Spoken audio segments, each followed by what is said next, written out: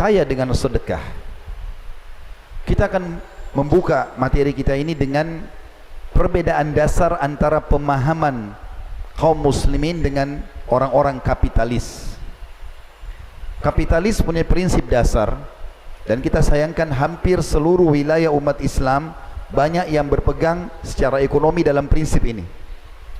Kaya, menabung itu pangkal kaya. Itu prinsip mereka. Jadi bagaimana caranya supaya kaya? Mulai belikan celengan anak-anak dari kecil supaya mereka belajar nabung. Bukain rekening supaya mereka nabung. Selalu kalau dapat uang, nabung dulu. Fikirannya mengerucut kepada menabung. Sementara Islam datang mengajarkan untuk supaya kaya bukan menabung tapi bersedekah. Kira-kira saudaraku seiman, ketemu enggak antara menabung dengan sedekah?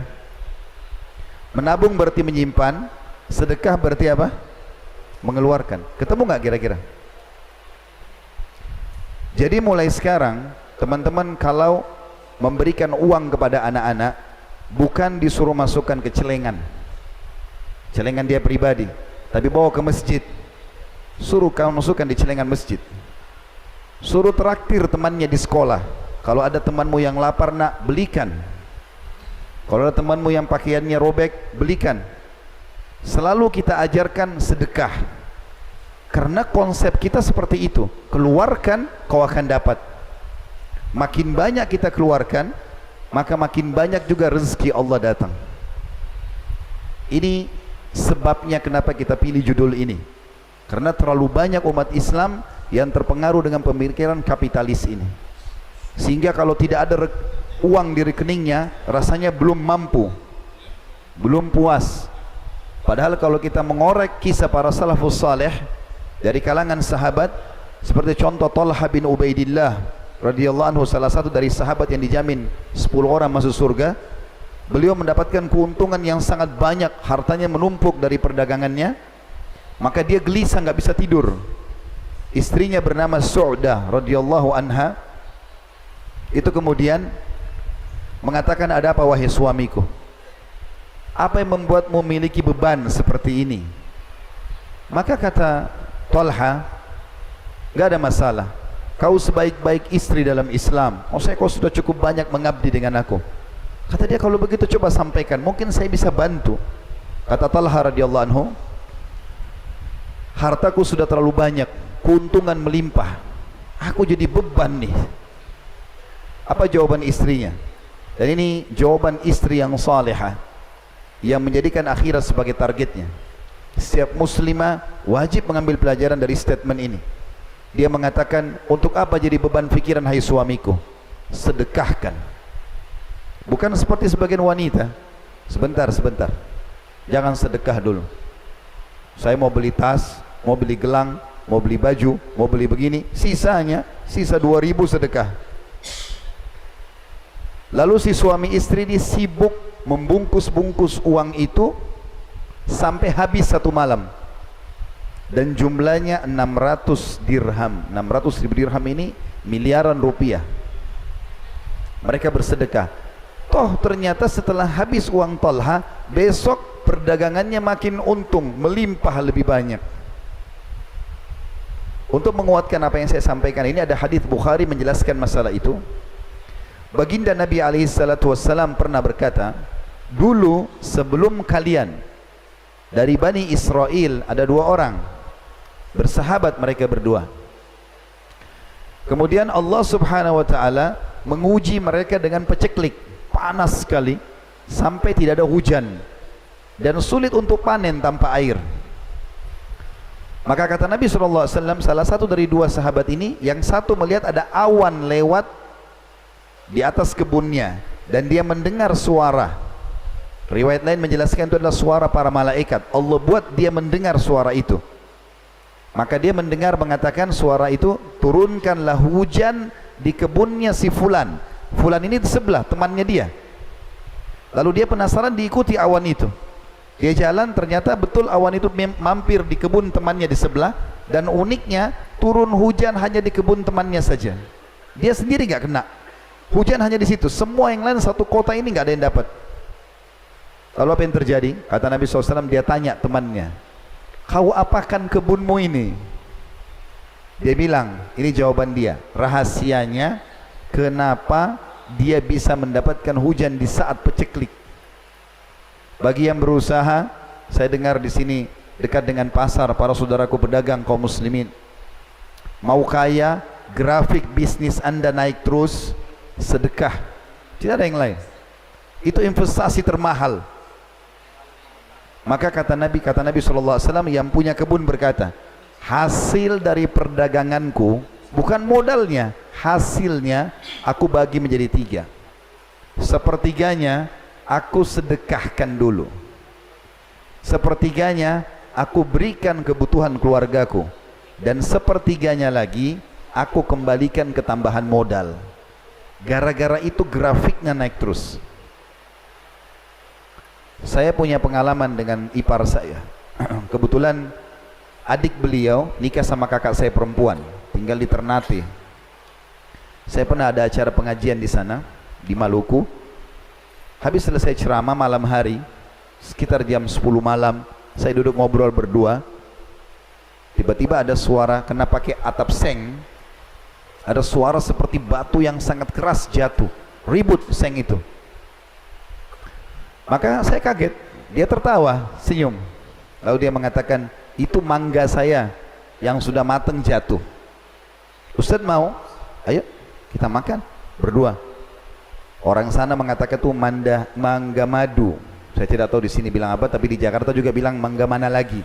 Biasanya kalau dipotong ada seperti ada titik-titik madunya, manis sekali. Saya makan, memang manis sekali mangga itu, Masya Allah. Mungkin saya bisa katakan belum pernah saya makan mangga semanis itu. Maka selesai habis makan, udah kami istirahat. Habis sholat subuh, waktu syuruk saya pulang ke rumahnya. Kemudian tiba-tiba saya bilang, bisa nggak saya lihat pohonnya? Diizinkan saya ke belakang, lewat dapur ke belakang. Subhanallah, saya lihat pohon itu, saya nggak bisa lupa. Sekarang ini seperti kebayang pohon itu. Tingginya mungkin hanya 3 meter pohon itu, tidak lebih.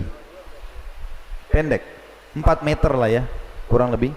Buahnya itu banyak sekali. Dan saking banyaknya itu sampai memberatkan pohon itu, sampai mau kena ke paving blok di belakang rumahnya itu. Penuh, banyak, Masya Allah. Kalau melihat poster tubuh mangga, pohon mangga ini kayaknya nggak mungkin buahnya sebanyak itu, menurut saya. Nah, saya pun senang dengan tanaman.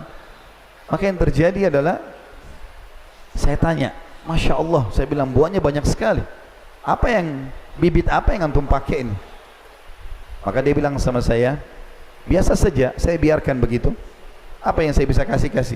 Cuma memang saya tidak pernah tahan orang mengambil mangga ini. Ternyata pohon mangga itu, teman-teman, setengahnya tangkainya masuk ke dalam rumah dia, setengahnya menjulang keluar tembok. Jadi yang menjulang di luar tembok, siapapun lewat boleh ambil. Anak kecil ambil, orang lewat ambil, mungkin ada orang ambil untuk jual, terserah dia. Dia sedekahkan. Subhanallah, gara-gara itu sepanjang tahun mangganya nggak pernah berhenti berbuah. Kita tahu mangga itu kan setahun sekali berbuah ya. Makanya orang, mudah-mudahan di sini tidak ada, tapi kalau ada yang biasa mangganya baru berbuah 3 sudah dibungkus dengan kresek plastik, karena bakhil harus mengubah pola itu. Bagaimana bisa berbuah banyak sementara dia sudah sangat perhitungan dengan masalah itu.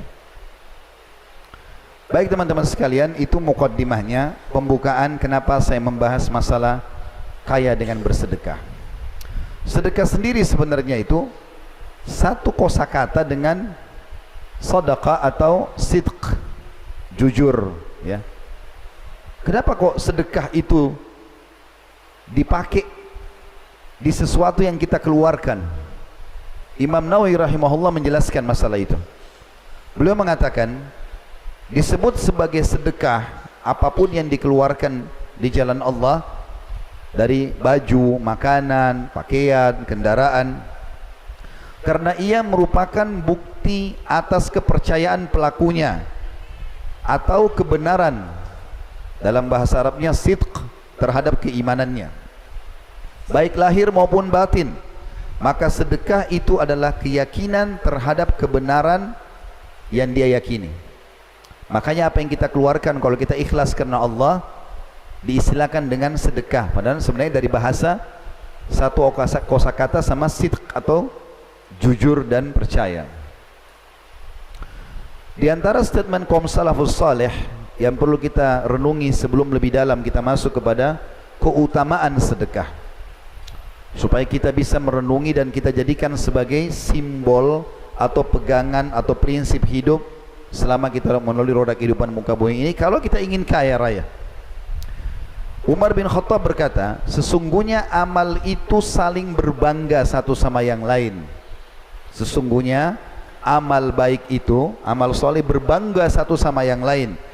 Lalu sedekah berkata, akulah yang paling baik di antara kalian. Begitu juga dengan Abdul Aziz bin Umair rahimahullah berkata, solat itu akan menyampaikan dirimu setengah perjalanan. Puasa menyampaikan dirimu ke pintu gerbangnya sang Raja Allah, dan sedekah akan menyampaikan dirimu ke hadapan sang Raja itu. Juga Yahya bin Mu'adz berkata rahimahullah, tidaklah aku mengetahui suatu biji yang mengimbangi gunung dunia kecuali sedekah. Begitu juga Asy-Syu'bi berkata rahimahullah, barang siapa yang tidak memperlihatkan bahwa dirinya lebih butuh kepada ganjaran sedekah daripada seorang fakir yang butuh kepada sedekah itu sendiri, maka dia telah membatalkan sedekahnya dan telah memukul wajahnya sendiri dengannya. Jadi teman-teman, kalau ada orang datang minta kepada kita, kita wajib menanamkan sebagai seorang muslim kalau kita lebih butuh kepada dia daripada dia butuh kepada kita. Makanya ada orang tidak paham konsep ini. Mereka justru kalau kedatangan orang miskin, mukanya cemberut duluan. Karena bagi dia tadi konsep kapitalis, kasih berarti berkurang. Kalau saya mau kaya, saya nabung. Islam datang mengatakan beri, kau akan kaya. Maka sekarang kita pahami bagaimana salafus saleh mengatakan. Asy-Syu'bi mengatakan kalimat mulia, kalau ada orang yang menganggap dirinya tidak lebih butuh terhadap yang dia sedekahkan daripada orang yang sedang minta dari dia, maka sama saja dia sedang memukul sedekah itu pada wajahnya sendiri. Artinya seakan-akan tidak diterima oleh Allah subhanahu wa ta'ala.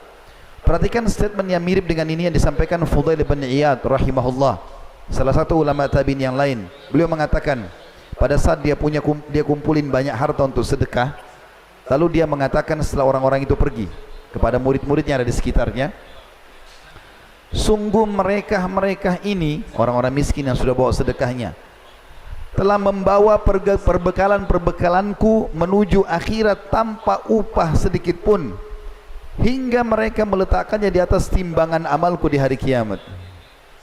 Bisa ditangkap pesannya? Artinya dia mengatakan orang-orang miskin yang pergi ini sebenarnya mereka ini sedang saya minta tolong untuk membawa itu ke timbangan amalku hari kiamat. Tidak ada upahnya, karena uang itu cuma dipakai beli baju, beli makan, habis, tapi saya dapat nilainya. Begitu mereka memahami, jadi apa yang dia keluarkan kebaikan buat dia. Abdullah bin Mas'ud radhiyallahu anhu mengatakan dalam statement yang mulia, siapa di antara kalian yang bisa meletakkan hartanya di langit, maka lakukanlah, karena tidak akan pernah dijangkau oleh tangan pencuri dan tidak akan rusak dimakan oleh rayap. Dia sedekah. Juga Al-Laits bin Sa'ad rahimahullah berkata, barang siapa yang telah mengambil dariku satu sedekah, aku kasih ke orang, atau hadiah, maka hak dirinya atas diriku adalah lebih besar daripada hak diriku atas dirinya, karena dia telah menerima apa yang telah aku korbankan kepada Allah. Kalau ada orang aku kasih sedekah, maka dia lebih berhak aku hormati, karena dia telah membawa amalku ke hadapan Allah. Ali bin Abi Thalib berkata radhiyallahu anhu, barang siapa yang telah diberikan harta oleh Allah, maka hendaklah ia menyambung kekerabatan dengannya. Justru dia bersedekah, bantu kerabat-kerabatnya, memperindah jamuan untuk tamunya sebagai bentuk titipan dari Allah, menolong orang yang membutuhkan, membebaskan tawanan, ibnu sabil, orang-orang fakir miskin, para mujahidin, dan dia bersabar atas musibah yang menimpa hartanya. Karena akan ada cobaan, akan ada orang menipu, orang utang tidak bayar, semua orang lalui itu. Saya mau tanya teman-teman, kita semua di sini yang hadir, apakah antum pada saat utangkan orang, semua orang bayar? Hah? Ada nggak orang hadir di sini tidak pernah ditipu? Coba angkat tangan. Tidak pernah ditipu? Hah? Pernah. Yang saya tanya orang yang tidak pernah ditipu. Saya mau kasih mikrofon supaya cerita bagaimana pengalamannya selama hidup dari kecil sampai sekarang nggak pernah ditipu orang. Semua orang lalui itu. Ada cobaan dalam harta. Lalu dikatakan karena dengan perkara-perkara itu kata Ali dia akan memperoleh kemuliaan dunia dan juga akhirat.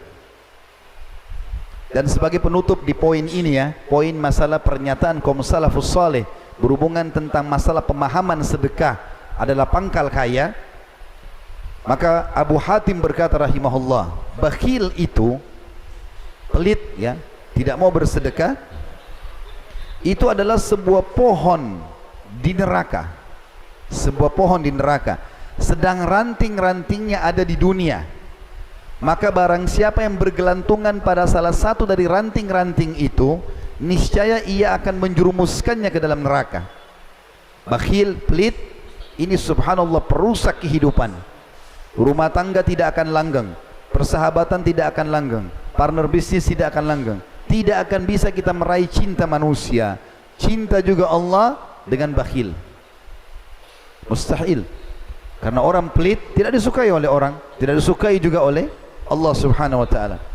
Kata beliau, niscaya kalau dia berpegang pada bakhil itu berarti dia berpegang pada ranting di neraka, akan membawanya ke neraka. Sebagaimana kedermawanan royal keluarkan di jalan Allah adalah sebuah pohon di surga, di mana ranting-rantingnya berada di dunia, dan barang siapa yang bergelantungan pada salah satu ranting-rantingnya itu, niscaya ia akan membawanya ke surga, dan surga adalah tempat orang-orang dermawan.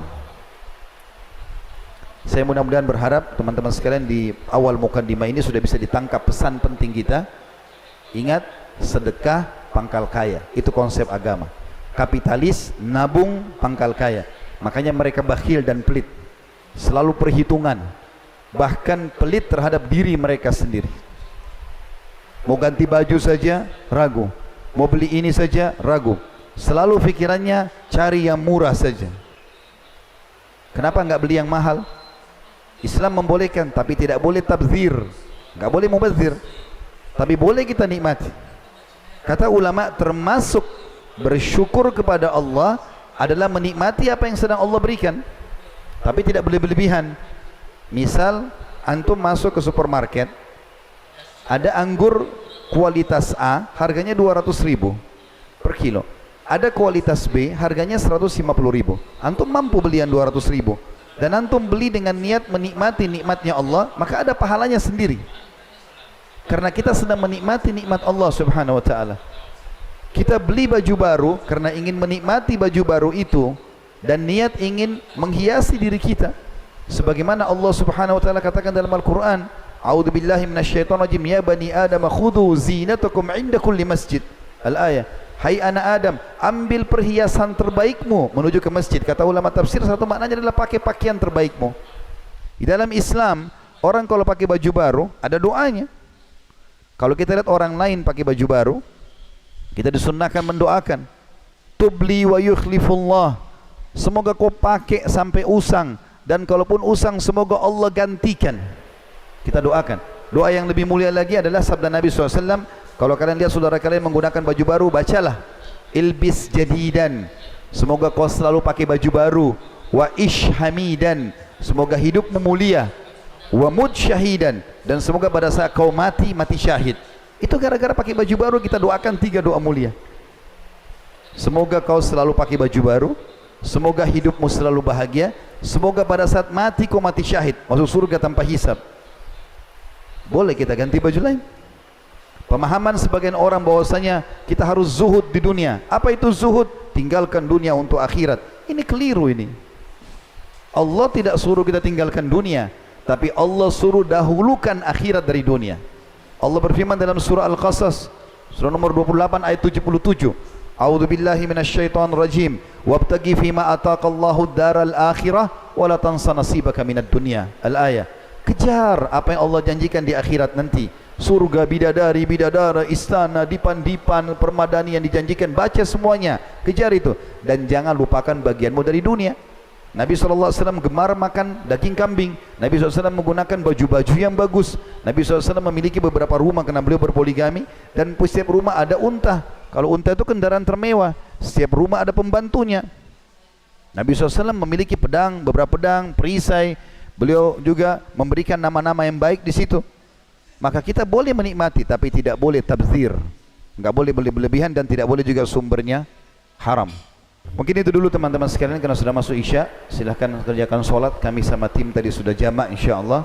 Kita akan lanjutkan setelah solat Isya nanti, dan kita akan masuk ke inti bahasan kita insyaAllah, 9 manfaat bersedekah, yang insyaAllah kita harapkan tidak lagi keraguan setelah itu untuk mengejar kekayaan dengan sedekah itu. Subhanakallahumma bihamdika, asyhadu an la ilaha illa anta, astaghfiruka wa atubu ilaik. Wassalamualaikum warahmatullahi wabarakatuh. Assalamualaikum warahmatullahi wabarakatuh. Alhamdulillah, wassalatu wassalamu ala Rasulillah. Segala puji dan puja kehadirat Allah Subhanahu wa taala, juga salawat dan taslim kepada Nabi besar Muhammad sallallahu alaihi wasallam. Melanjutkan bahasan kita, dan kita akan masuk ke inti bahasan sebenarnya, yaitu manfaat atau apa yang kita dapatkan dari sedekah itu sendiri.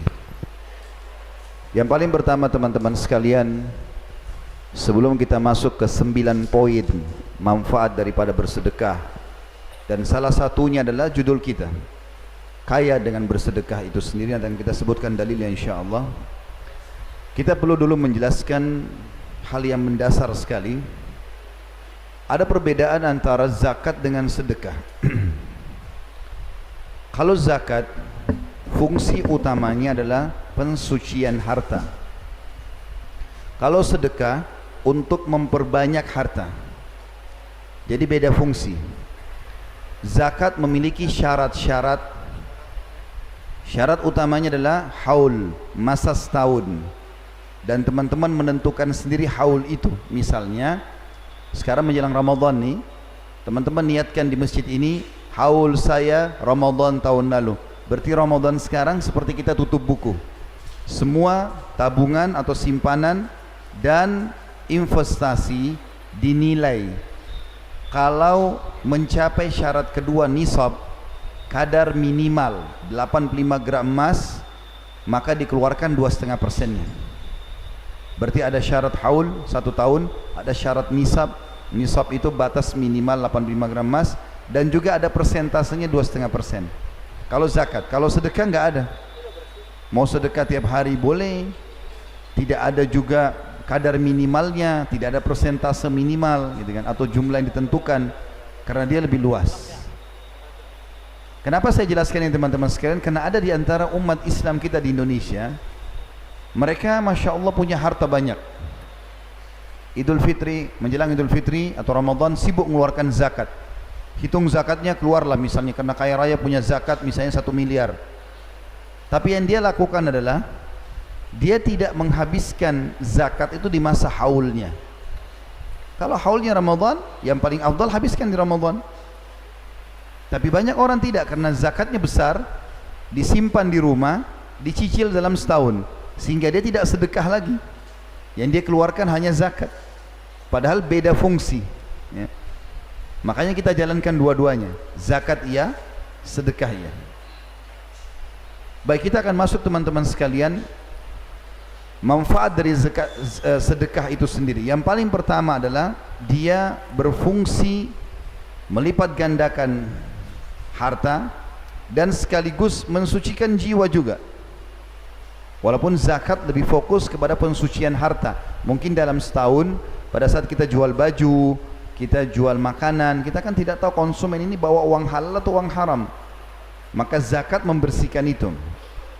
Tapi secara umum, sedekah juga selain melipat gandakan harta. Kalau zakat tadi pensucian saja, maka sedekah bisa melipat gandakan harta dan juga menjadi pensucian sekaligus. Allah Subhanahu wa taala berfirman tentang masalah itu, artinya sedekah bisa membersihkan dosa.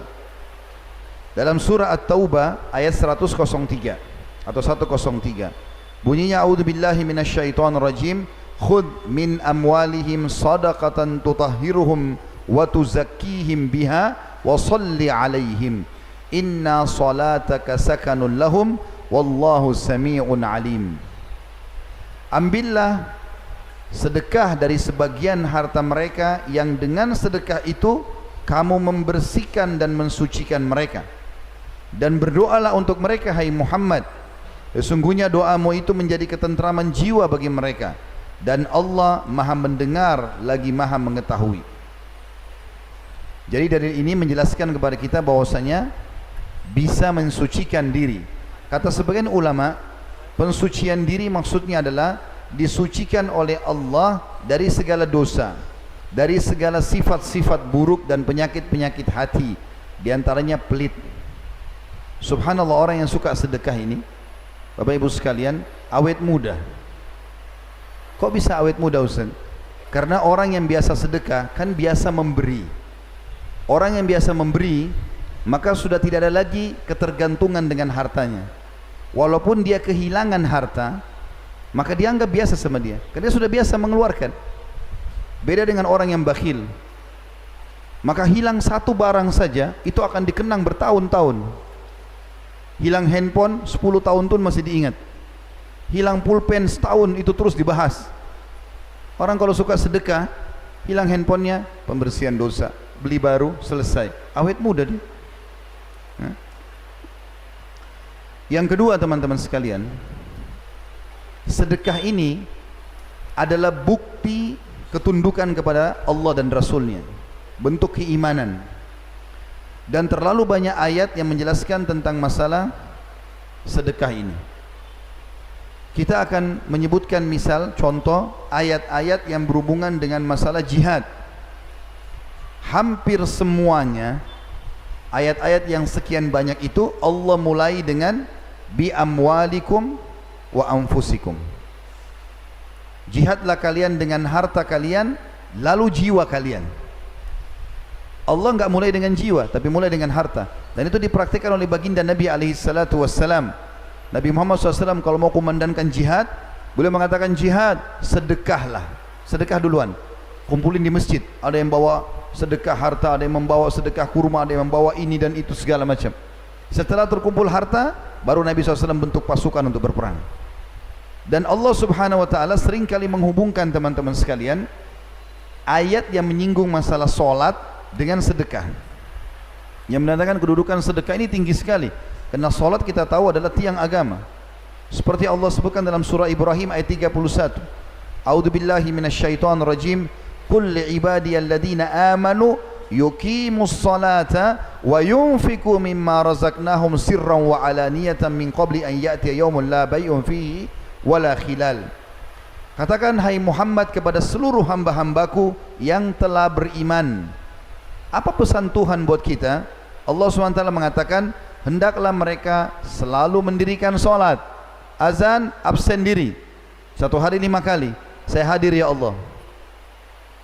Kemudian mereka menafkahkan sebagian rezeki yang kami berikan kepada mereka, baik secara sembunyi-sembunyi ataupun terang-terangan, sebelum datang hari kiamat, di mana pada hari itu tidak ada lagi jual beli dan tidak ada persahabatan. Teman-teman ambil pesan dari saya ini. Demi Allah teman-teman, kalau antum atau anda tidak bersedekah, maka pada saat meninggal anda akan menyesal. Andai dulu saya sedekahkan semua harta saya. Bukan berarti tidak boleh menabung. Menabung dalam Islam boleh-boleh saja. Tetapi para salafus saleh mempraktikkan, mereka sedekah. Dengan sedekah makin banyak keuntungannya. Abdurrahman ibn Auf radhiyallahu anhu terkenal orang kaya raya, sahabat Nabi yang masyhur. Selalu simbolnya salah satunya adalah kekayaannya. Dia pernah berpikir tentang hartanya yang banyak ini, mau diapakan harta ini. Dia takut hisab hari kiamat. Bagaimana caranya habiskan harta? Dibagi-bagiin sama semua orang, masih banyak. Sudah dibagi-bagi, masih banyak. Bagaimana solusinya nih? Lalu dia cari tahu siapa di Madinah, karena rata-rata pedagang kurma semuanya, yang kebun kurmanya gagal panen tahun itu. Sengaja dia cari yang gagal panen. Mana yang gagal panen nih? Rupanya ada satu orang, satu kebun, ratusan pohon kurma gagal panen. Sekian ton banyak kurma. Nggak ada yang beli. Karena orang-orang Madinah, mereka semuanya banyak kurma. Jadi kalau kurma kering sedikit dianggap kualitasnya nggak bagus. Abdurrahman bawa hartanya, ditanya sama dia, kau mau jual kurmamu? Mau. Berapa? Sekian. Nggak pakai nawar, dibeli semua sama dia. Niatnya supaya hartanya udah sedekah buat kamu deh. Lalu kurma kering ini niat mau dibagi-bagi buat orang. Siapa yang mau ambil silakan, gratis. Yang penting hartanya habis disedekahin. Rupanya tidak ada yang mau ambil kurma karena kurma kering. Dianggap kurma kurang bagus kualitasnya. Dan di Madinah orang bisa beli kurma banyak. Abdurrahman berpikir, harta sudah saya sedekahkan, tapi ada kurma kering tertinggal nih. Ya Allah, mudahkan nih, bagaimana solusinya? Subhanallah, baru 2 hari berlalu, ada utusan dari kepala suku di Yaman. Rupanya dengan hikmah Allah Subhanahu wa taala mereka tertimpa penyakit dan obatnya itu harus kurma kering. Cari di Madinah, Madinah tempat ada kurma. Siapa yang punya kurma kering? Enggak ada kecuali Abdurrahman. Maka utusan Yaman ini membeli double-double dari harga yang Abdurrahman sudah keluarkan. Allah datangkan rezekinya, subhanallah. Teman-teman sekalian, ayat Al-Quran mengingatkan kepada kita tadi saya baca, segeralah mendirikan solat, sedekahkan, sebelum datang hari kau akan menyesal hari kiamat nanti. Juga dalam surah Al-Baqarah Allah Subhanahu wa taala berfirman, Al-Baqarah ayat 254, A'udzubillahi minasyaitonir rajim, ya ayyuhalladzina amanu, hai orang-orang beriman, yang beriman yang dipanggil, anfiku mimma razaqnakum min qabli an ya'tiya yaumun la bay'un fihi wala khullatun wala syafa'ah wal kafiruna humudz zalimun. Hai orang-orang beriman, segera sedekahkan, belanjakan, infakkan hartamu, infakkan atau sedekahkan sebagian dari rezeki yang kami berikan kepadamu sebelum datang hari yang pada hari itu tidak ada lagi jual beli dan tidak ada lagi syafaat. Tidak bisa lagi orang minta tolong, tidak ada lagi negosiasi. Tidak ada negosiasi di sini. Dan orang-orang kafir, mereka lah orang-orang yang zalim. Juga dalam surah Al-Munafiqun ayat 10 yang menjelaskan tentang menyesalnya orang nanti kalau lihat kematian dan tidak sempat bersedekah. Al-Munafiqun ayat 10 bunyinya, A'udzubillahi minasyaitonir rajim, wa anfiqu mimma razaqnakum min qabli an ya'ti ahadakumul mautu fayaqul rabbi laula akhartani ila ajalin qaribin fa asaddaqa wa akum minas salihin. Dan belanjakanlah sebagian dari apa yang kami berikan kepadamu sebelum datang kematian kepada salah seorang di antara kamu. Lalu dia berkata, pada saat lihat malaikat maut, baru dia berkata, ya Rabbku, mengapa engkau tidak menangguhkan kematianku sampai waktu yang dekat yang menyebabkan aku dapat bersedekah dan aku termasuk orang-orang saleh. Jadi subhanallah, salah satu yang membuat penyesalan yang mendalam bagi orang mati, kenapa enggak sempat sedekah. Ini yang kedua. Yang ketiga, manfaat daripada sedekah. Seorang mukmin akan dilindungi oleh sedekahnya pada hari kiamat. Di mahsyar. Perlu kita gambarkan dulu teman-teman sekalian, nanti ada hari kebangkitan. Salah satu rukun iman kita yang kelima, iman kepada hari kiamat. Rentetannya adalah paketnya dari kematian, prosesi kematian, ketemu dengan malaikat maut, dicabut terus segala macam, masuk di kuburan, kehidupan alam barzah, taman dari taman surga kalau orang beriman, atau lubang dari lubang neraka kalau orang kafir atau fasik. Kemudian hari kebangkitan, Allah SWT bangkitkan kita sebagaimana sabda Nabi SAW, Allah akan turunkan hujan dan akan menimpa tulang-tulang ekor kalian sehingga kalian tumbuh seperti tumbuhnya tanam-tanaman atau sayur-sayuran.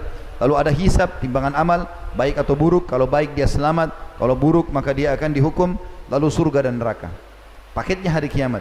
Nah di mahsyar nanti teman-teman, kita semuanya akan berdiri di mahsyar dan itu sangat panas. Karena kata Nabi SAW bahwasanya pada saat itu matahari akan berjarak 1 mil saja.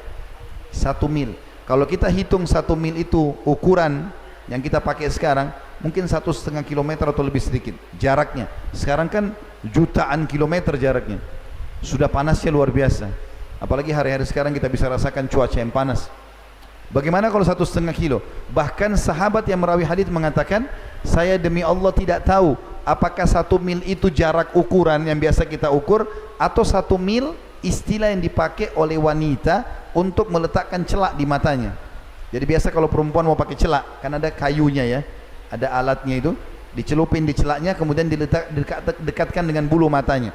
Kalau dia sudah letakkan dekat bulu matanya seperti ini untuk digosok gitu, maka ini namanya mil dalam bahasa Arab juga. Bisa saja seperti itu. Makanya Nabi SAW mengatakan dalam hadis yang sahih, ya'rukun nasu yaumal qiyamah hatta yadhhabu arakuhum fil ardi 70 dhira'a wa yuljimuhum hatta yabluga adhanahum. Pada hari kiamat manusia akan berkeringat hingga ngalir sejauh 70 hasta keringat mereka, dan akan menenggelamkan mereka hingga mencapai telinga mereka. Ibnu Hajar rahimahullah menanggapi hadis ini sambil mengatakan, barang siapa yang memperhatikan kondisi tersebut, bahwasanya orang akan ditenggelam dengan keringatnya. Bahkan dalam hadis lain dikatakan orang akan tenggelam dengan keringatnya sesuai dengan kadar dosanya. Ada yang tenggelam sampai mata kakinya, ada yang tenggelam sampai lututnya, ada yang sampai perutnya, ada yang sampai tenggorokannya, dan ada yang tenggelam sampai seluruh tubuhnya. Tapi orang lain nggak kena, dia sendiri karena panasnya. Kata Ibnu Hajar rahimahullah, barang siapa yang memperhatikan kondisi tersebut, niscaya ia akan mengetahui betapa besarnya goncangan pada hari itu, di mana neraka mengelilingi tanah padang mahsyar dan matahari didekatkan sekitar 1 mil jaraknya dari kepala manusia. Maka bagaimana kondisi panasnya bumi pada saat itu? Dan keringat mereka akan mengalir pada padang Sahara hingga mencapai 70 hasta ya. Berarti sekitar 30 meter dalamnya. Padahal setiap manusia tidaklah menempati sebuah tempat sebatas tanah yang dia pijak saja.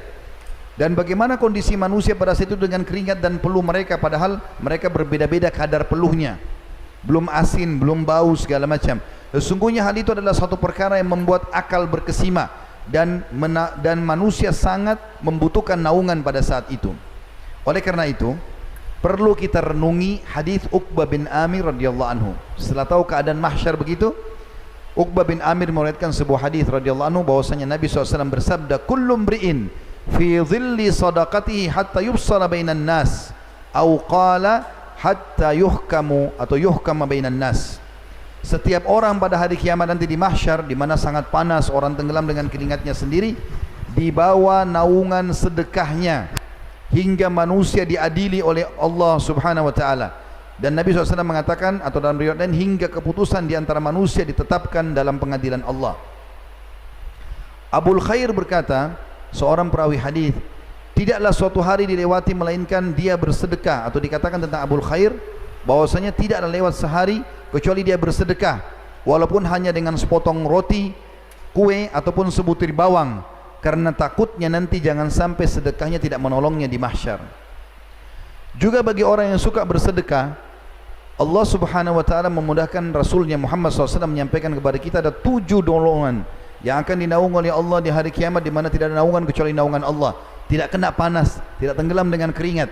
Dari 7 ini salah satunya adalah warajulun tasaddaqa bisadaqatin fa akhfaha hatta la ta'lama shimalu wa tunfiqu yaminu. Seseorang yang sibuk bersedekah dengan tangan kanannya sampai-sampai tangan kirinya tidak tahu apa yang dikeluarkan oleh tangan kanannya. Saya teman-teman sekalian, yang keempat, manfaat dari sedekah. Sedekah itu akan menghindarkan dari musibah dan menjauhkan dari kematian buruk atau su'ul khatimah. Di dalam hadis diriwayatkan oleh Abu Umamah radhiyallahu anhu bahwasanya baginda Nabi SAW bersabda, "Sana'iul ma'ruf taqiyu masari'as su' wa sadaqatus sir tudfi'u ghadabar rabb wa silatur rahim tazidu fil umur." Artinya, perbuatan-perbuatan baik, ketaatan-ketaatan kepada Allah akan menghindarkan diri dari pintu-pintu keburukan, musibah, cobaan. Semua orang, kata ulama hadis, yang rutin bersedekah, setiap ada cobaannya tertepis atau dia jadi mudah melewatinya. Sedekah yang tersembunyi itu bisa meredam amarahnya Rabb. Kalau dia buat salah kan biasanya Allah marah, Allah akan hukum dia, tapi enggak jadi Allah hukum karena sedekahnya. dan menyambung silaturahim akan menambah umur. Hadis ini sanadnya hasan, diriwayatkan oleh At-Tabarani. Ibnu Abu Ja'ad rahimahullah menanggapi hadis ini sambil mengatakan, sesungguhnya sedekah benar-benar akan menghindarkan seseorang dari 70 pintu keburukan. Bahkan ada hadis Nabi SAW yang diriwayatkan oleh Anas bin Malik radhiyallahu anhu yang berbunyi, inna sadaqata la tudfi'u ghadabar rabb wa tadfa'u an mitati su'. Ketahuilah sesungguhnya sedekah itu, kata Nabi SAW, dapat memadamkan amarah Rabb. Kalau ada orang buat dosa, Allah akan hukum, tapi karena dia sedekah, Allah hilangkan murkahnya itu dan menghindarkan dia dari kematian buruk. Ibnu Arabi Al-Maliki berkata, yang dimaksud dengan hakikat kematian buruk adalah kematian dalam kondisi melakukan kemaksiatan. Dan Al-Mubarak Furi berkata, Al-Iraqi berkata, secara zahir maksud kematian buruk adalah kematian yang mana Rasulullah SAW berlindung kepada Allah darinya, berupa kehancuran, jatuh, tenggelam, kebakaran, tergoda syaitan saat menghadapi maut, dan terbunuh saat lari dari medan perang. Semua itu bisa seseorang selamat karena sedekahnya. Juga dalam hadis Bukhari, Nabi SAW mengatakan, sesungguhnya dosa-dosa akan terlintas dalam hidup kalian, dan itu akan dimaafkan dengan sholat, puasa, dan sedekah. Jadi dia membersihkan kesalahan-kesalahan tersebut. Kata ulama, orang yang rutin bersedekah Allah akan selamatkan. Yang penting sedekahnya dari sumber yang halal. Perlu teman-teman garis bawah juga poin penting, kita kuatkan di poin keempat ini. Sedekah yang paling afdal adalah sedekah yang sumbernya benar, halal, dikeluarkan di jalan yang benar. Antum kerja, dagang, halal, modalnya halal, produknya halal, sistemnya halal, dikeluarkan, sumbang untuk masjid, rumah anak yatim, bakti orang tua, jamu tamu, itu yang paling afdal. Dan ini yang bisa menyelamatkan dari masalah. Yang kedua, yang ketiga, dan keempat ini masalah, bahkan bisa jadi hukuman bagi dia. Yang kedua, ini yang bisa masalah adalah sumbernya halal, jelas dia halal, dagangnya, modalnya, segala macam, gajinya sebagai pegawai halal, tapi dikeluarkan ke yang haram, dipakai berzina, dipakai menipu, dipakai ini dan itu. Ini bisa berbahaya bagi dia, tidak ada manfaatnya, tidak dapat manfaat tadi ini. Yang ketiga juga sama buruk, sumbernya halal, sumbernya haram, tapi dikeluarkan pada yang halal. Misal hasil korupsi, pencurian, manipulasi, mencuri, ya, kemudian dikeluarkan untuk haji dan umrah, nggak diterima. Karena kata Nabi SAW, Inna Allah tayyibun la yakbalu illa tayyiba. Allah suci dan bersih, tidak terima kecuali suci dan bersih. Yang terakhir, yang keempat, yang paling buruk, sumbernya haram, keluar yang haram, hasil pencurian dipakai berzina. Ini yang paling berat. Oleh karena itu kita harus fokus, harta kita harus sumbernya halal, kemudian dikeluarkan pada yang halal. Nabi SAW mengatakan, ni'ma malus salih biyadi abdis salih. Sebaik-baik harta adalah yang saleh, yang halal, yang baik, kemudian di tangan orang yang saleh, karena dia akan keluarkan pada kebaikan-kebaikan. Yang kelima, sedekah itu akan menjadi bukti tentang keimanan dan saksi pada hari kiamat. Disebutkan dalam sebuah hadis Nabi SAW, dan hadis ini diriwayatkan oleh Imam Muslim, at-tuhuru syatrul iman, walhamdulillahi tamla'ul mizan, wa subhanallahi walhamdulillahi tamla'ani atau tamla'u ma bainas samawati wal ard, wassalatu nur, wassadaqatu burhan, wassabru diya, wal qur'anun hujjatun laka aw alaik, kullun nasi yakdu fabayu nafsahu famu'tikuha aw mubikuha. Terjemahannya, bersuci itu bagian daripada iman. Maaf cebok, dari buang air besar, buang air kecil. Bersuci dari badan, pakaian, tempat, disunnahkan oleh Nabi SAW, bahkan itu adalah bagian daripada keimanan. Mandi wajib dari junub, mandi Jumat bagi laki-laki, kemudian mandi haid dan nifas bagi perempuan. Itu bagian daripada keimanan. Alhamdulillah yang sering diucapkan akan memenuhi dan memberatkan timbangan. Subhanallah walhamdulillah, kalau ditambah dengan alhamdulillah digabungkan dengan subhanallah, maka akan memenuhi pahalanya antara langit dan bumi. Seringnya orang mengucapkan subhanallah, alhamdulillah gitu kan. Kemudian solat itu akan menjadi cahaya, sedekah itu akan menjadi bukti dan saksi pada hari kiamat. Sabar itu pelita hidup, sedangkan Al-Quran itu adalah hujjah untuk memberimu pahala kalau kau baca dan amalkan, dan hujjah akan menghukummu apabila kau mengabaikannya. Ingatlah kata Nabi SAW, setiap manusia berusaha dan menjual dirinya, maka di antara mereka ada yang membebaskan dengan kebaikan dan ada yang menghancurkan dengan kemaksiatan. Saksi bahasan kita, as-sadaqatu burhan. Sedekah itu adalah bukti nyata tentang keimanan dan akan jadi saksi pada hari kiamat. An-Nawawi berkata rahimahullah menanggapi hadis ini, bahwa sedekah itu hujjah atau argumentasi yang sangat kuat untuk menyelamatkan diri dan dalil atas keimanan pelakunya, karena seorang munafik tidak akan melakukannya karena ia tidak meyakininya. Lalu barang siapa yang bersedekah maka dapat diambil sebagai bukti keimanannya. Yang keenam, sedekah itu adalah tebusan untuk menyelamatkan seseorang dari api neraka. Beranjak daripada sebuah riwayat yang sahih bahwasanya Nabi SAW bersabda, Nabi Yahya alaihissalam pernah berkata kepada kaumnya, wa amurukum bis sadaqah, aku perintahkan kalian untuk bersedekah, rutinkan dan jangan perhitungan dalam masalah itu. Fa inna mathala dzalika kamathali rajulin asarahul adu fa awthaku yadahu ila unukihi wa qaddamuhu liyadribu unuqah. Karena perumpamaan seseorang nanti hari kiamat seperti orang yang sedang ditawan oleh musuh, lalu kedua tangannya dibelenggu di lehernya dan mereka membawanya untuk dipenggal lehernya. Faqal ana afdihi minkum bil qalili wal katsir fafada nafsahu minhum. Lalu kemudian dia berkata, aku akan menebus kalian dengan harta-hartaku ini. Lalu kemudian dia terus menebus hartanya atau dirinya sampai Allah selamatkan dia. Dan ini sebuah keutamaan tersendiri karena Allah Subhanahu wa taala menyelamatkan dia. Riwayat ini diriwayatkan Tirmidzi dan dikatakan sanadnya hasan. Ibnu Qayyim berkata rahimahullah menanggapi hadis ini, hal ini juga merupakan perkataan yang mana burhannya, bukti nyatanya adalah keberadaannya. Dan dalilnya, maksudnya orang kalau lakukan itu bukti tentang keberadaannya.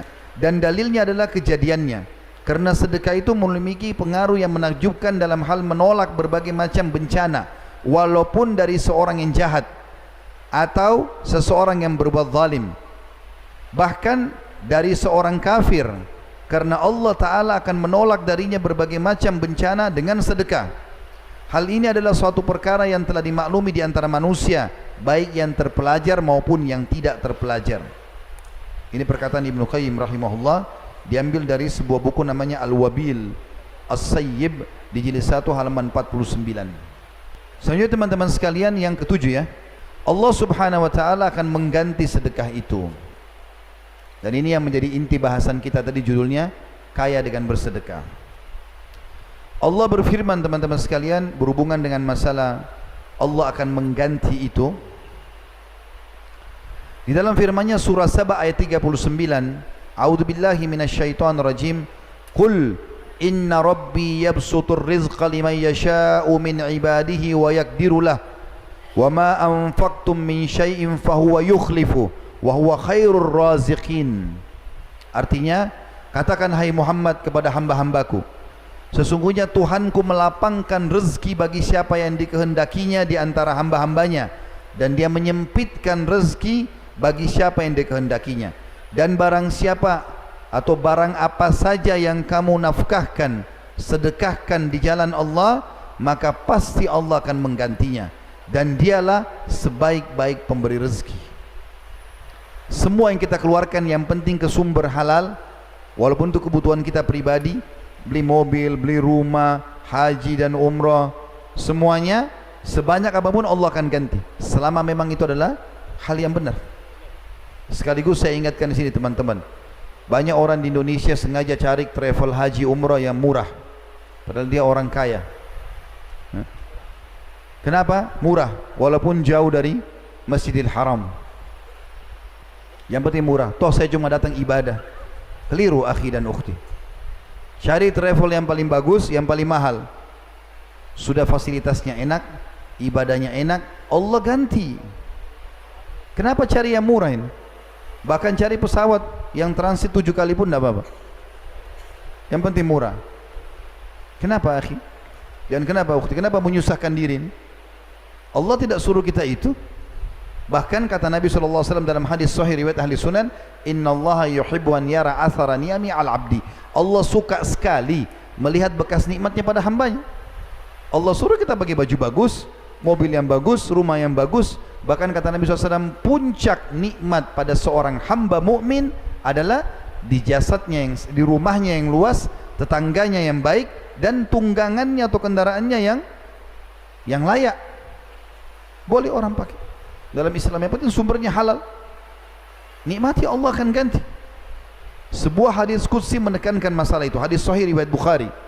Kata Nabi SAW, Allah berfirman, qala Allah tabaraka wa ta'ala, Allah yang maha berkah dan maha tinggi telah berfirman, ya ibna Adam, anfik unfik alaik.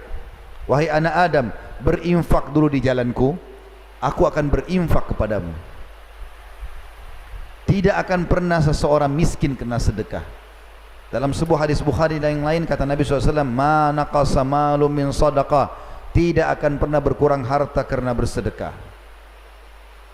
Kalau teman-teman mau dapat sesuatu yang besar dari Allah, keluarkan juga yang besar. Ini kadang-kadang celengan masjid lewat, cari uang yang paling kecil, 2.000 rupiah, kasihlah 2.000. Lalu dengan 2.000 angkat tangan ke langit, ya Allah berikan saya kesehatan, keturunan, istri yang cantik, ya, mobil yang bagus, ini dan itu. 2.000 rupiah. Ya bakhil, ini manusia pelit. Keluarkan yang besar jalan Allah, berikan yang terbaik. Dan tidak ada hitung-hitungan sama Allah, karena Allah juga membalas, innallaha yarzuqu man yasha bighairi hisab.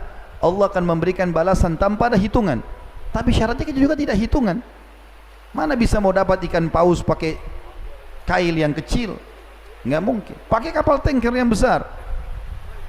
Dan saya ajak teman-teman sekalian yang belum pernah berinfak dengan 10.000 rupiah, selama ini cuma 1.500, coba belajar 10.000. Yang sudah pernah 10.000, belum pernah, cari nilai yang antum belum pernah.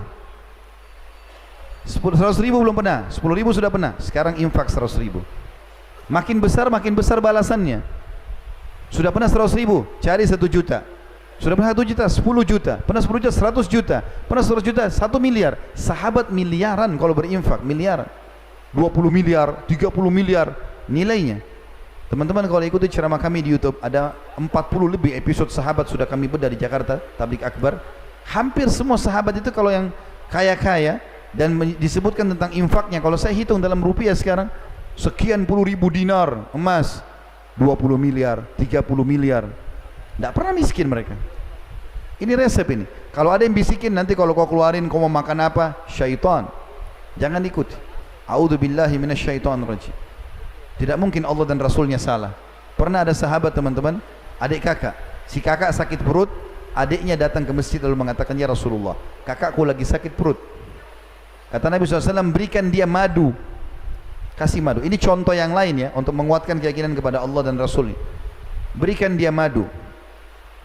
Karena Nabi SAW mengatakan, kesembuhan ada di 3 hal. Meminum madu, kemudian sayapan bekam, ngeluarin darah kotor, dan kai. Kai itu menempelkan besi panas. Lalu kata Nabi SAW, dan aku melarang umatku menggunakan kai. Maka waktu orang ini datang mengatakannya, Rasulullah, kakak saya sakit perut. Kata Nabi, kasih madu. Rupanya dikasih madu, kakaknya dia pulang lagi. Kakak saya masih sakit ya Rasulullah. Seakan-akan gak yakin nih. Apa kata Nabi SAW? Allah pasti benar dan perut kakakmu yang bohong. Sabar, pasti sembuh. Tidak mungkin tidak. Nggak ada keraguan bagi seorang mukmin. Tahu teman-teman apa yang membuat Abu Bakar radhiyallahu anhu punya kedudukan tinggi di sisi Allah? Sampai dari semua sahabat yang dapat julukan Siddiq, yang akan menemani nabi-nabi di surga. minan nabiyina was-siddiqin, nabi-nabi dan orang siddiq. Abu Bakar satu orang yang dapat julukan siddiq. Kenapa? Semua yang Allah dan Rasulnya ucapkan pasti benar. Mau masuk akal nggak masuk akal pasti benar. Waktu kejadian Isra Mi'raj, ya, orang-orang Quraisy bilang, Abu Jahal bilang sama Abu Bakar, ini teman Muhammad sudah gila, masa ngaku Isra jalan di malam hari ke Palestina. Waktu itu kalau orang mau jalan, waktu itu belum ada pesawat segala macam, orang harus menunggangi kuda terkuat, anak muda yang punya kekuatan full, 1 bulan jalan non-stop baru sampai ke Palestina. Ini 1 malam jalan ke sana, pulang pergi lagi, kemudian naik ke langit, ketemu Tuhannya, kembali lagi. Bagaimana bisa itu? Abu Jahal ingin goyahkan imannya Abu Bakar. Apa kata Abu Bakar? Hai Quraisy, ketahuilah, kalau depan mata saya ada tembok warnanya putih, lalu Muhammad bilang bukan Abu Bakar, itu hitam, saya akan bohongkan mata saya dan saya akan bilang iya hitam. Jadi kalau Nabi bilang hitam padahal putih depan mata, enggak, hitam, berarti mata saya yang salah. Saking percayanya sama Nabi Muhammad SAW. Begitu seorang muslim. Bagaimana antum masih ragu dengan penyampaian wahyu seperti ini? Dan dalam hadis Bukhari yang lain, mulia sekali hadis ini, kita akan mendapatkan doa malaikat untuk melipat gandakan harta kita hanya dengan sedekah setiap hari itu. Kata Nabi SAW, ma min yaumin yusbihul ibadu fihi illa wa malakani yanzilan. Tidak ada satu hari pun di pagi hari setiap hamba yang masih hidup ada, kecuali ada malaikat dan Allah turunkan 2 dari langit pada hari itu. Fayakul ahaduhuma, maka salah satu malaikat itu berkata, Allahumma a'ti mumfikan khalafa, ya Allah berikanlah kekayaan dan ganti orang-orang yang berinfak. Wa yaqulul akhar, Allahumma a'ti mumsikan talafa, dan yang satu lagi mengatakan, ya Allah binasakan, hancurkan orang-orang yang kikir. Imam Nawawi berkata rahimahullah menanggapi hadis ini, para ulama berkata, infak tersebut adalah dalam ketaatan, akhlak-akhlak yang terpuji untuk keluarga dan tamu, sedekah-sedekah dan sebagainya, dan tidak pada hal-hal yang tercela atau mubadzir berlebih-lebihan. Sedangkan infak yang menahan diri dari hal yang tercela dalam infak adalah hal yang positif. Lalu beliau mengatakan, atau Ibnu Hajar menanggapi itu, Ibnu Hajar mengatakan adanya doa dari malaikat kehancuran mengandung 2 makna. Tadi kan malaikat yang satu mengatakan, ya Allah gantikan dan luaskan rezeki orang yang berinfak, yang satu mengatakan binasakan dan hancurkan orang yang kikir. Kata Imam Ibnu Hajar rahimahullah mengandung 2 makna Allah hancurkan di sini. Yang pertama, dihancurkan hartanya sendiri, yang kedua dihancurkan jiwanya. Artinya Allah buat dia sakit, buat masalah segala macam karena tidak pernah berinfak itu. Ini resep yang sangat luar biasa teman-teman sekalian. Yang kedelapan, tentu tinggal 2 saja. Yang kedelapan adalah sedekah itu termasuk yang tidak akan pernah terputus setelah meninggal orang. Hadis yang masyhur yang sudah kita tahu sama-sama, hadis ini diriwayatkan oleh Imam Muslim, idza mata ibnu adam inqata amaluhu illa min 3. Kalau anak Adam meninggal dunia, terputus sumber pahalanya kecuali dari 3 sumber yang pasti. Lalu Nabi SAW sebutkan yang pertama, shadaqatun jariyah, sedekah yang dikeluarkan yang terus bermanfaat, wakaf tanah, bangunan masjid, rumah anak yatim, Al-Quran yang dibaca, segala macam, jalan, jembatan, itu semuanya. Aw ilmin yuntafa'u bih, atau ilmu yang bermanfaat yang disebarkan. Aw waladin salihin yad'ulah, atau anak soleh yang mendoakan dia. Kata para ulama, perhatikanlah baik-baik wahai saudaraku dari hadis ini. Ternyata Nabi SAW menyebutkan yang paling pertama membuat selalu pahala kita bertambah setelah kita meninggal adalah sedekah. Jangan pernah mengkhayal ahli waris akan sedekah buat kita. Mungkin ada kalau kita wasiatkan, tapi berapa banyak? Tidak akan sama kalau kita yang sedekahkan. Ada kisah nyata di Saudi teman-teman terjadi. Ini kisah nyata dinukil oleh seorang dokter bernama Muhammad, beliau dosen di Ummul Qura, dan beliau pernah berkata tentang kisah ini. Saya dengar ceramahnya dan saya nukil kepada Bapak Ibu sekalian. Maka beliau mengatakan ada satu orang kejadian di Saudi, orang kaya raya, luar biasa kayanya, triliunan mungkin hartanya, banyak, maaf, miliaran. Kalau saya tidak salah dia tinggalkan harta waktu itu kalau kita hitung rupiah 600 miliar. Dia meninggal, tapi tidak ada istri, nggak ada anak. Saking cintanya sama harta, nggak mau takut istrinya nanti ambil hartanya pun nggak menikah. Dia meninggal tiba-tiba, subhanallah, tinggalkan sekian banyak hotel, banyak peninggalan harta. Dan tidak ada kerabatnya, dicari tahu, nggak ada kerabatnya. Untuk dia meninggal, nggak ada yang urus jenazahnya. Pemerintah yang ambil urus jenazahnya sampai dimakamkan, cari tahu mana keluarganya ini. Sampai pengadilan agama di Saudi mengambil alih hartanya itu, disimpan dulu. Telusuri, mana keluarganya ini. Sampai ditemukan ada 3 orang yang mungkin bisa kena ahli warisnya, karena orang-orang dekatnya nggak ada, saudaranya sudah nggak ada, orang tuanya nggak ada semua. Yang jauh ada sepupu-sepupu jauhnya. Dapat 3 orang ini, panggil di pengadilan. 3 ini kebetulan orang susah.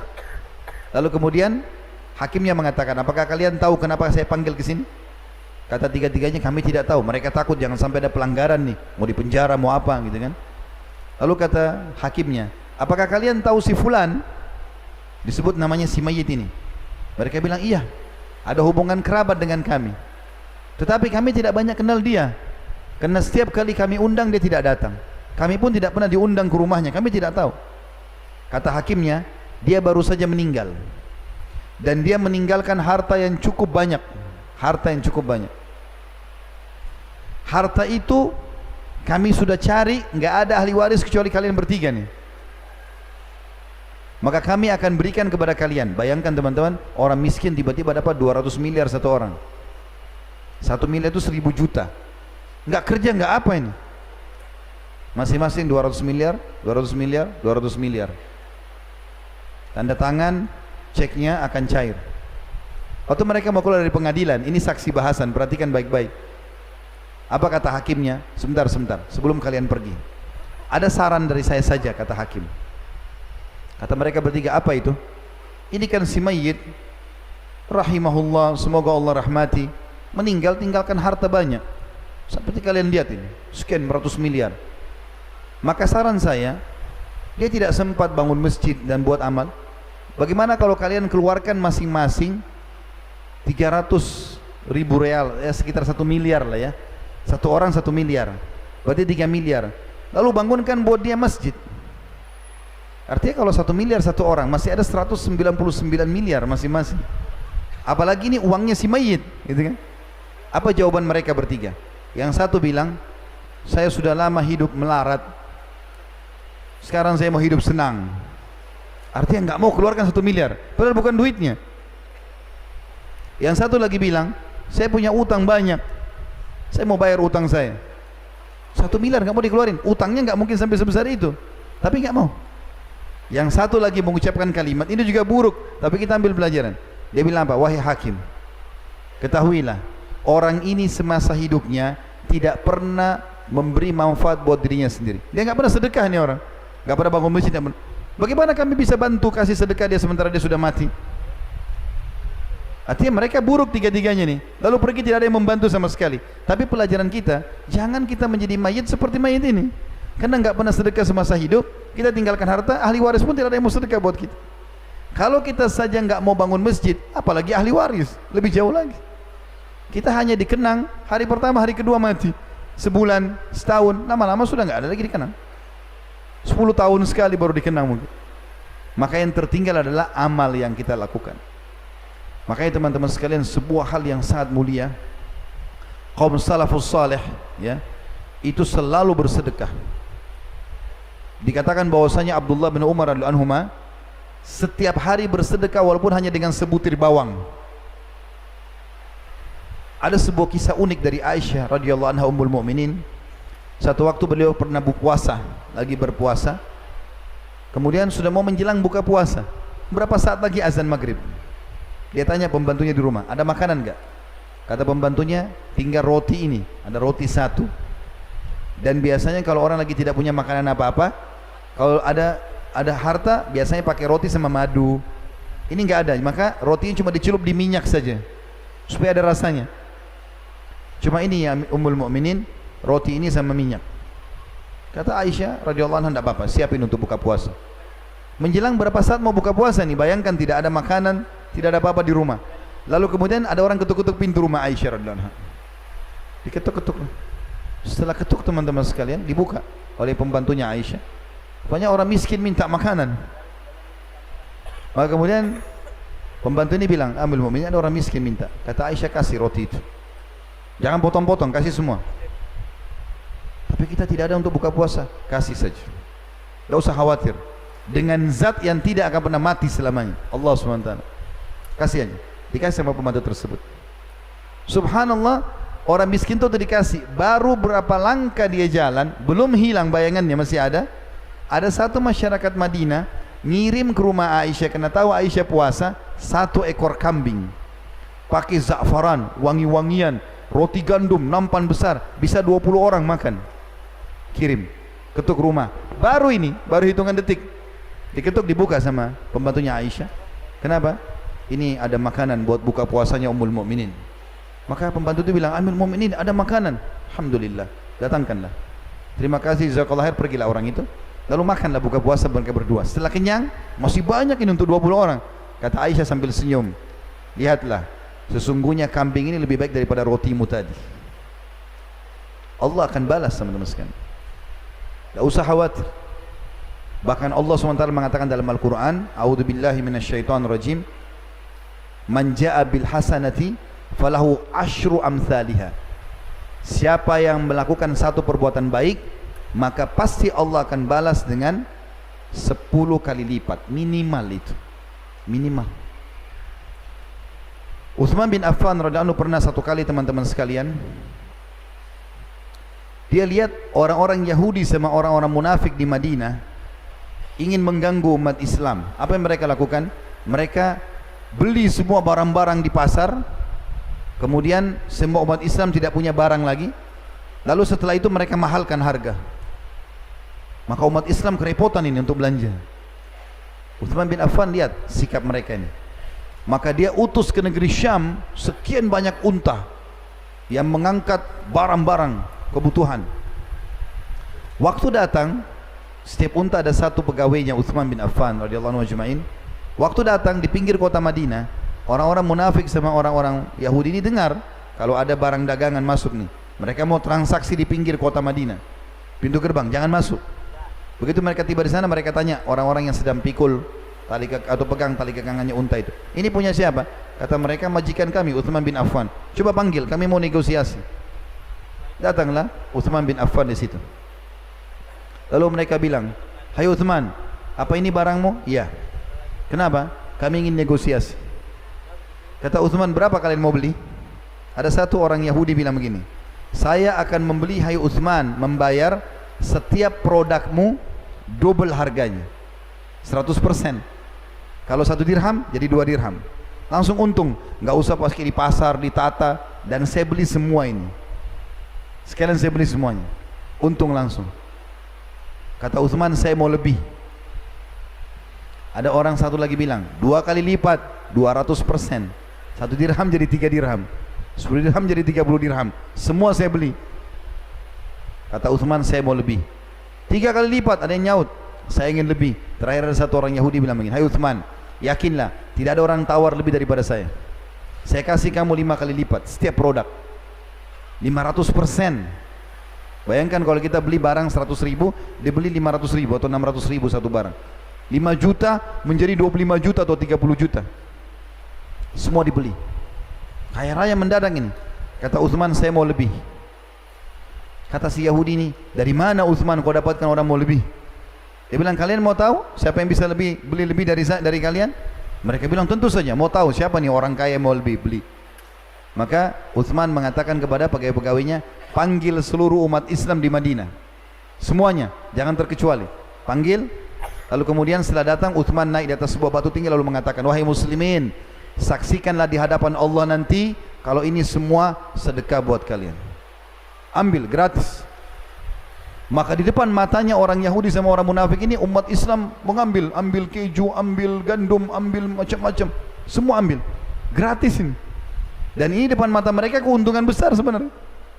Tapi Utsman bin Affan ingin tunjukkan kepada mereka bahwasanya ada sesuatu pesan yang penting berhubungan dengan Allah SWT, dan juga ingin mematahkan sikap mereka yang ingin mengganggu umat Islam. Setelah habis semua diambil, dan dalam beberapa asar dikatakan karena infak itu, maka satu kota Madinah nggak butuh belanja di pasar sebulan.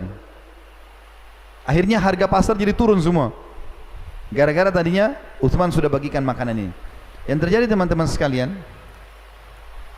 pada saat Utsman bin Affan sudah bagi-bagi itu, beliau balik ke arah orang-orang Yahudi dan munafik sambil mengatakan, apakah kalian tahu siapa yang membeli lebih dari kalian? Kata orang-orang Yahudi dan munafik itu, barang apa lagi yang kau mau jual? Sudah habis semuanya. Dia bilang, karena Allah membeli dari saya 10 kali lipat. Gak ada yang bisa beli lebih 10 kali lipat. Dan dia ingin menunjukkan tentang hadis tersebut. Yang terakhir teman-teman sekalian adalah keutamaan yang ke-9, sedekah itu bisa menghapuskan dosa-dosa. Sebagaimana hadis Muadz bin Jabal radhiyallahu anhu disebutkan dalam Sunan Tirmidzi dengan sanad sahih, Nabi SAW bersabda, as-sadaqatu tudfi'ul khati'ata kama yudfi'ul ma'un nar. Sedekah itu menghapus kesalahan sebagaimana air memadamkan api. Jadi ada dosa-dosa yang dimaafkan oleh Allah karena sedekah.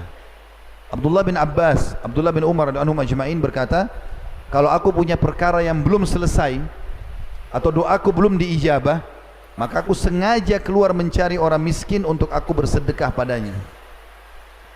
Dan dengan itu Allah Subhanahu wa taala memudahkan urusanku. Sekian banyak keutamaan teman-teman sekalian. Resep yang sederhana, sedekah. Kalau untuk investasi yang sebenarnya, lihat tuh kantong-kantong investasi yang besar orang-orang miskin di sebelah rumah yang tiap hari minta makanan di pasar. Mereka tempat-tempat investasi yang besar.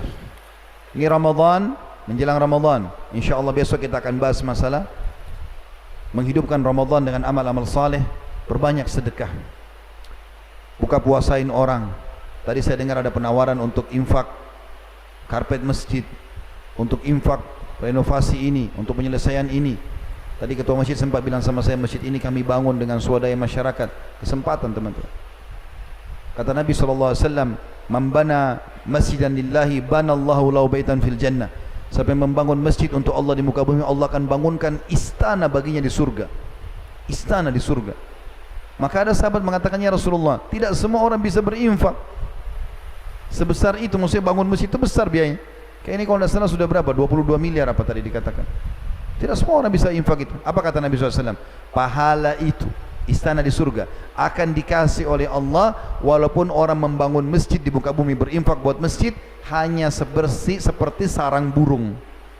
Artinya kalau kita berinfak hanya bisa 10.000 rupiah, lalu digabungkan dengan uang-uang yang lain, dicampur jadi semen, jadi batu, kita juga dapat istana di surga. Dan Allah Maha Adil. Ini kalimat penutup saya. Allah Subhanahu wa taala Maha Adil teman-teman sekalian. Allah menilai sesuai dengan niat dan upaya kita. Pernah ada sahabat mengeluarkan infak 1 dirham, yang satu lagi 100 dirham. Beda jauh ini, 1 dengan 100. Maka Nabi SAW mengatakan, Allahu Akbar, Allah Maha Besar, 1 dirham mengalahkan 100 dirham. Artinya ini pahalanya lebih besar. Dengan suara keras. Maka sahabat ini mengatakan, ya Rasulullah, bagaimana kami memahami itu? Secara kuantitas jelas jumlahnya 100 lebih banyak daripada 1. Apa kata Nabi SAW? Karena yang berinfak, bersedekah 1 dirham tidak punya kecuali itu, maka Allah nilai dia bersedekah seluruh hartanya. Sementara yang berinfak 100 dirham punya banyak uang, sehingga 1 dirham itu dikecil. Antum cuma punya uang 10.000 di kantong, nggak ada uang lagi. Antum infakkan, Allah nilai antum berinfak seluruh harta. Ada orang mungkin berinfak 100 juta, tapi uangnya 20 miliar. 100 juta jadi kecil nilainya. Maka Allah dengan kemahadilannya menilai seperti itu, dan akan membalas sesuai dengan kadar perbuatan kita. Oleh karena itu teman-teman, kaya itu diraih dengan sedekah. Allahu alam. Ini bahasan kita, semoga Allah SWT menjadikan kita mengamalkan dan bukan cuma mengucapkan. Baik, karena sudah jam 9 lewat, mudah-mudahan apa yang kita pelajari hari ini bermanfaat buat kita semua, dan dijadikan kita semua adalah orang-orang yang mengamalkan bukan cuma mengucapkan. Semoga seluruh amal yang pernah kita kerjakan, yang sedang kita kerjakan dan akan kita kerjakan, semuanya dipahala, diberikan pahala yang sempurna. Dan semoga seluruh dosa yang pernah kita kerjakan, kecil ataupun besar, nyata ataupun samar, ya, sengaja tidak sengaja, semua diganti oleh Allah SWT dengan menjadi pahala. Dan kita selalu mendoakan supaya negara kita menjadi negara yang aman, tentram, damai, seluruh umat Islam di bawah naungan ukhuwah Islamiyah, dan dalam ibadah mereka kembali kepada Al-Quran dan Sunnah. Dan semoga Allah melunasi utang negara ini semudah-mudahnya, dan juga menggunakan kita pemimpin muslim yang adil kembali kepada Al-Quran dan Sunnah, dan semoga Indonesia menjadi contoh bagi negara yang lain.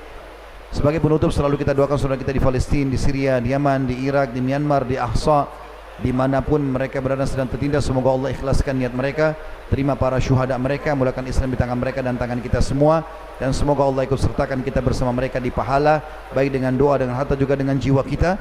Dan semoga Allah dengan kemahamurannya menyatukan kita semua di surga firdausnya tanpa hisab, disatukan dalam majlis ilmu yang mulia ini. Kalau benar pasti dari Allah, kalau salah dari saya mohon dimaafkan. Subhanakallahumma bihamdika, asyhadu an la ilaha illa anta astaghfiruka wa atubu ilaik. Wassalamualaikum warahmatullahi wabarakatuh.